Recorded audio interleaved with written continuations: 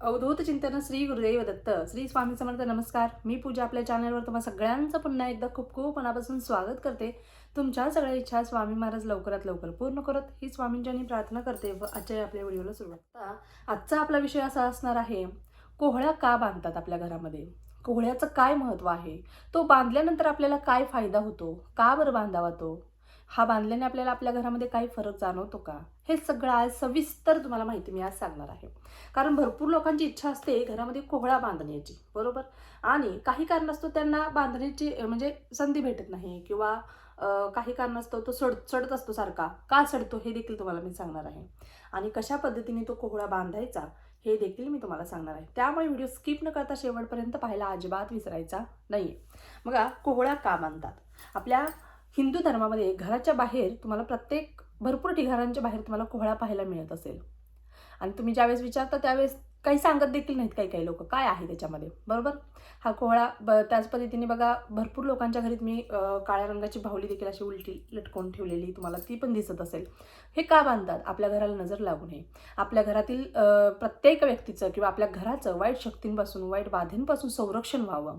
ज्या वाईट बाधा, वाईट शक्ती आपल्या घरामध्ये प्रवेश करू इच्छितात त्या तिथल्या तिथेच उंबऱ्यामध्येच नष्ट व्हाव्या, त्यांना उंबरेच्या आतमध्ये प्रवेश मिळू नये, यासाठी आपण कोहळा बांधत असतो. त्याच पद्धतीने आपण हे छोटे छोटे उपाय करत असतो. आणि हे कोहळा बांधतात अमावस्येच्या दिवशीच हा आपल्याला कोहळा बांधायचा आहे. आता बघा, कोहळा बांधायचा असेल तर त्याच्या काय पद्धती आहेत हे जाणून घेणं देखील तितकंच महत्त्वाचं आहे, बरोबर. कोहळा बांधायचा असेल तर कोहळा कशा पद्धतीने बांधायचा, त्याच पद्धतीने कोहळा बांधायचा असेल तर त्याच्यावरती काही सेवा कराव्या लागतात का, कराव्या का, की डायरेक्ट बांधावा, हे देखील तुम्ही आजच्या व्हिडिओमध्ये नक्कीच जाणून घेणार आहात. बघा, आपल्या घराच्या बाहेर आपण कोहळा बांधायचा आहे, बरोबर. यामुळे आपल्या घरातील प्रत्येक व्यक्तीचं संरक्षण होत असतं, वाईट शक्तींपासून बचाव होत असतो, आपल्या घरातील प्रत्येक व्यक्तीचं आरोग्य वाढत असतं. तर एखादी व्यक्ती तुम्हाला माहीत असेल अमावस्या पौर्णिमा आली की चिडचिड करते, त्याच पद्धतीने बघा सतत ती आजारी पडत असते. तर अशा वेळेस आपल्या घरातील व्यक्तींचं देखील संरक्षण होतं, तिचं आरोग्य देखील चांगलं राहतं, आपल्या घरामध्ये वाईट शक्ती येण्यापासून बचाव देखील होत असतो. यासाठी आपल्याला कोहळा बांधायचा असतो. आणि हा कोहळा शक्यतो लाल कपड्यामध्येच, लाल वस्त्रामध्येच तुम्हाला बांधायचा आहे. आता काय करायचं, मार्केटमध्ये गेल्यानंतर उद्या तुम्ही कोहळा आणायचा आहे. तुम्ही आज आणून ठेवला तरी देखील चालणार आहे. देटा सकट कोहळा चांगला व्यवस्थित बघून आणायचा आहे.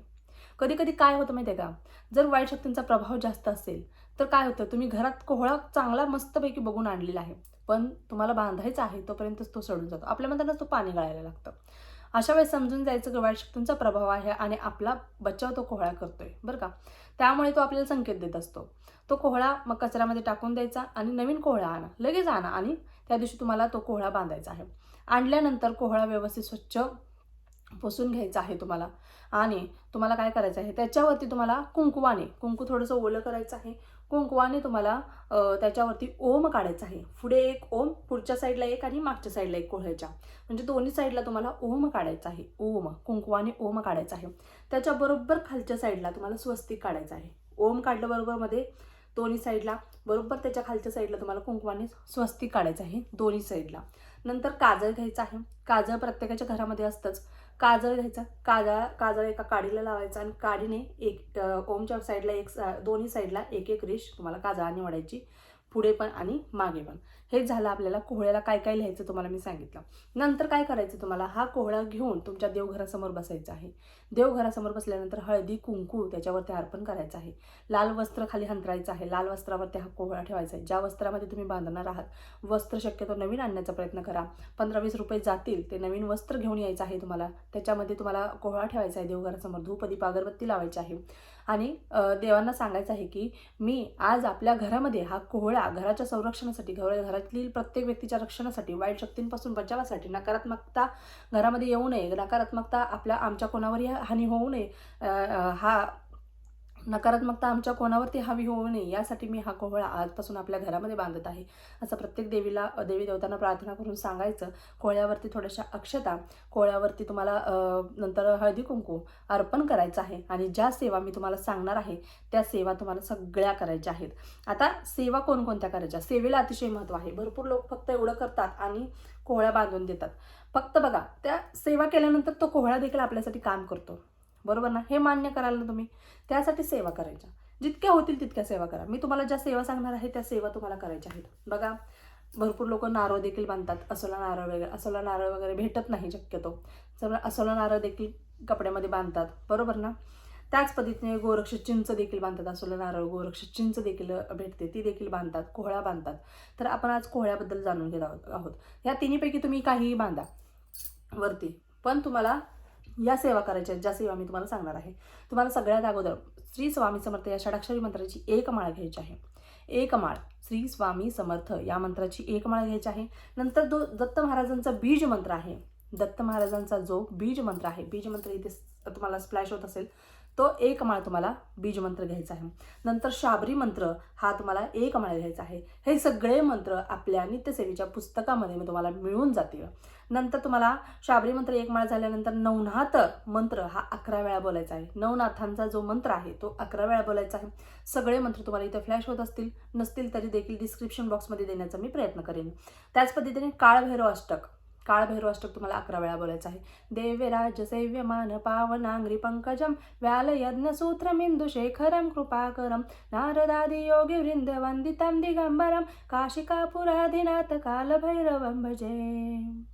तुम्हाला कालभैरव अष्टकम 11 वेळा बोलायचं आहे. 1 वेळा बोलू का, 2 वेळा बोलू का, असा प्रश्न करू नका. 11 वेळा कालभैरव अष्टक बोलायला तर कमीत कमी 20 मिनिटं लागतात, किंवा 15 ते 20 मिनिटं होऊन जातं जास्तीत जास्त. तुम्हाला मी सांगते, प्रत्येकाच्या स्पीडनुसार मी तुम्हाला सांगते.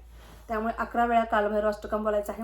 नंतर वेदोक्त वल्गा सुक्तम 11 वेळा बोलायचं आहे. वेदोक्त वल्गा सुक्तम 11 वेळा बोलायचं आहे. तुम्हाला कालभैरव अष्टकम त्याच पद्धतीने वेदोक्त वल्गा सुक्तम बोलण्यासाठी काही प्रॉब्लेम होत असेल किंवा जड जात असेल तर तुम्ही यूट्यूबला लावून देऊ शकता, आणि तिथेच समोर तिथे उठायचं नाही, तिथेच हात जोडून बसायचं आणि व्यवस्थित तुम्ही श्रवण देखील करू शकता.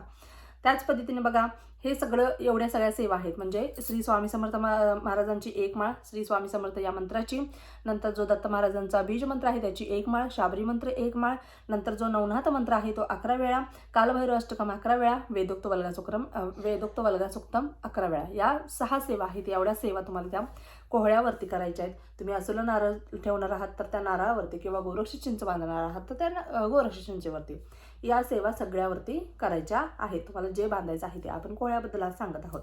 नंतर तुम्हाला जे लाल वस्त्र आहे ते तुम्हाला त्याच्यावरती थोडीशी धूप दीप व्यवस्थित त्याला दाखवायची आहे, ओवाळायचं आहे. कोहळा व्यवस्थित लाल वस्त्रामध्ये बांधायचा आहे आणि तुमच्या मुख्य प्रवेशद्वाराच्या आतल्या साईडला, आपल्या घराच्या आतमध्ये बांधायचा आहे, बाहेर नाही. आतल्या साईडला वरती सगळ्यांची नजर पडेल अशा पद्धतीने तो कोहळा बांधायचा आहे. बघा, सहज नजर जाते आपली घरामध्ये गेल्यानंतर, बरोबर. तर अशा पद्धतीने आपल्याला मुख्य प्रवेशद्वाराच्या आतमध्ये तुम्हाला तो कोहळा बांधून द्यायचा आहे. आता बघा, आता कधी कधी कसं होतं, कोहळा बांधल्यानंतर आपल्या घरामध्ये जर वाईट शक्ती असेल, किंवा आपल्या घरामध्ये एखाद्या व्यक्तीवरती निगेटिव्हिटीचा प्रभाव जास्त असेल, वाईट शक्तीचा प्रभाव जास्त असेल, तर तो कोहळा आपल्या मताने गळू लागतो किंवा सोडू लागतो, बरोबर. त्याच्यातून पाणी गळू लागतं. तर तो काय करायचा, तो लगेचच काढायचा, कचऱ्यामध्ये फेकून द्यायचा. तो निर्माल्य आहे, कचऱ्यामध्येच टाकून द्यायचा. घरातल्या नाही, बाहेरच्या कचऱ्यामध्ये नेऊन टाका. घरातला कचरा डबा आपल्या घरातच असतो, तर अशा वेळेस तुम्ही बाहेरच्या कचऱ्यामध्ये नेऊन टाका. कारण तुम्हाला माहिती आहे, आता शहरामध्ये वगैरे आपलं डस्टबिन घरामध्येच असतं, बरोबर. तर तुम्ही बाहेरच्या तर ते कचऱ्यामध्येच टाकायचं आहे आणि लगेच दुसरा कोहळा आणायचा. याच पद्धतीने सेवा करायच्या. अशा पद्धतीनेच तो कोहळा नंतर लगेच बांधून द्यायचा आहे. यामुळे आपल्या घराचं संरक्षण होतं, घरातील प्रत्येक व्यक्तीचं संरक्षण होतं, घरावरती सुरक्षा कवच एक निर्माण होतं. त्याच पद्धतीने वाईट शक्ती आपल्या घरामध्ये प्रवेश करू शकत नाहीत. हुमरेच्या बाहेरच त्या राहतात, हुमरेच्या आतमध्ये त्या येऊ शकत नाहीत. वाईट शक्तींचा प्रभाव भरपूर प्रमाणामध्ये कमी होतं, नकारात्मकता भरपूर प्रमाणामध्ये कमी होते, आणि त्याच पद्धतीने घरातील प्रत्येक व्यक्तीचं आरोग्य हे सुंदर राहतं, म्हणजे राहतंच. अशा पद्धतीने आपल्याला हे सगळं करायचं आहे. कोहळा कसा बांधायचा हे तुम्हाला समजलंच असेल. नक्कीच अशा पद्धतीने कोहळा बांधा. अमावस्याला बांधा. तुम्हाला जर बांधायचा असेल खरंच तर या अमावस्याला बांधायला अजिबात विसरायचा नाही. अजून देखील तुमची काही शंका असेल तर आवर्जून कमेंट बॉक्समध्ये विचारू शकता. आपल्या चॅनलवर प्रत्येकाच्या शंकेचे निरसन नक्कीच केले जाते. व्हिडिओ आवडला असल्यास व्हिडिओला लाईक करा, शेअर करा, सबस्क्राईब करा. पुन्हा एकदा भेटू अशाच एका नवीन व्हिडिओसोबत. तोपर्यंत श्री स्वामी समर्थ.